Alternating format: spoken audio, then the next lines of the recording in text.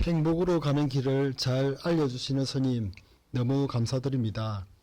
스님, 부처님 법을 알려면 무엇을 참고하면 될까요? 어, 일단 뭐 부처님의 근본 가르침을 좀 이해를 해야 되는 거죠.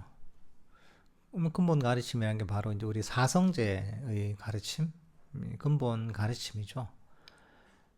이런 것들을 근본 가르침을 잘 이해하고 단순하게 내가 머리로 이해하는데 그치는 게 아니라 실제 이것들을 어떻게 실천하는지를 알아야 됩니다.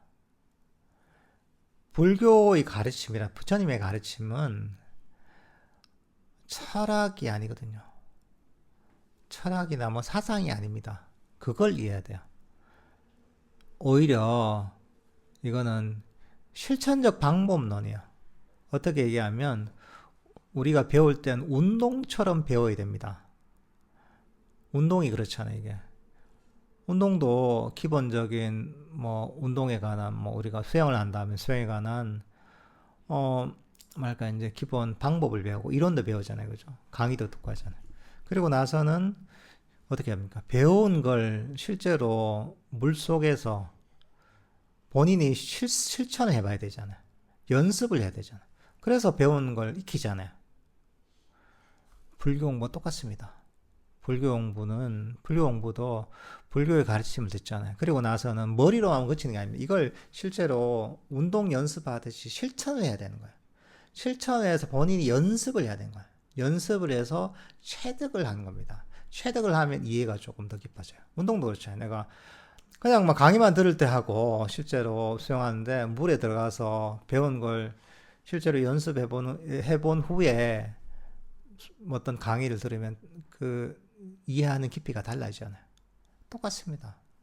불교 가르침은 그냥 듣기만 해서는 절대 이해 못합니다. 이게 왜? 이거는 머리로 하는 공부가 아니에요. 철학이 아니에요. 불교가 철학 같으면 거의 가능하죠. 머리가 정리하고 막 이론적으로 하면 괜찮죠. 근데 불교는 철학이 아니에요. 아까 얘기했다시피 괴로움을 소멸시키는 실천적 방법론이에요. 괴로움을 소멸시키는 일종의 마음의 운동이에요. 그러니까 이건 어떻게 해요? 법을 배우고 배운 대로 그대로 수행을 통해 실천을 해야 되는 겁니다. 그러니까 이걸 다 같이 배워야 되는 거예요. 기본적인 불교의 어떤 가르침, 어떤 기본 이론도 배워야 되죠. 근데 그 이론이 단순하게 뭔가 이 철학적으로 이해하기 위한 이론이 아니라 실제 실천하기 위한 이론인 거죠. 어떻게 보면 마음의 기술을 가르치는 거죠. 근데 그걸 배우고서 실천해야 되는 거죠. 그러려면 그 핵심이 뭐냐? 바로 불교 수행, 불교 명상이에요.